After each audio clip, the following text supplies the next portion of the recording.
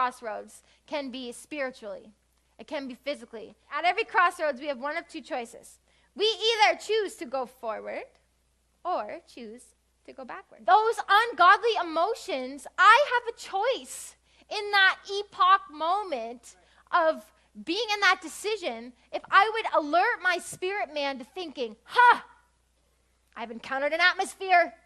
That's bait. I'm taking the bait again. Don't take the bait. Oh my gosh, should I take the bait? And you're thinking, do I go? Do I move forward? Do I ignore? Because I think mostly in Christianity, what do we do is we ignore. And you want to know what that means? You bury. You're like, oh, I hate you. Bury it. Oh, I hate you. Bury it. Right. And then 10 seconds later, Alex comes around you and you like slap him in the face. Yes, it felt so good. Because you've buried and buried and buried. And we think that that's what resisting the devil means. And you compare yourself, so all that you go to sleep thinking about is how we're at these crossroads, and God's like, blinking emotions, notice it, you're at a pinnacle moment, make the right decision and move forward, and all we're doing is we're falling prey to all these negative emotions. Instead of rising up like the men and women that we are and punching the devil in the face. At every crossroads, you have two decisions.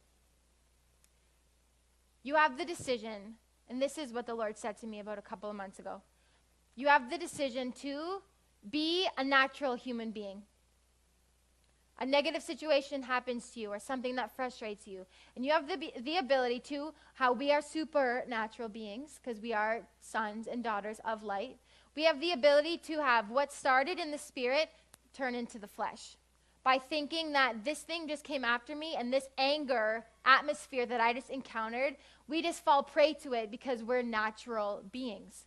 So what started in the spirit turns into something in the flesh. But where, if we would heighten our brains, that every opposition that comes to us in the spirit is actually an opportunity for God to take us deeper in intimacy with him. That's your promised land.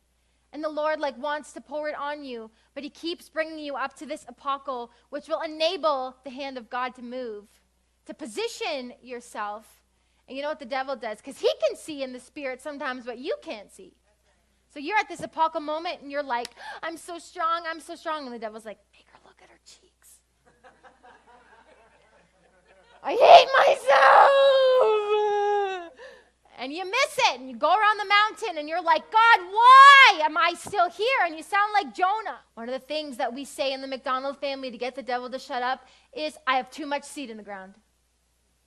The devil's dogging me, he's making me try and walk out of love, but I know enough now to know that assignment is coming against my new house, or that assignment is coming up against my new pair of shoes.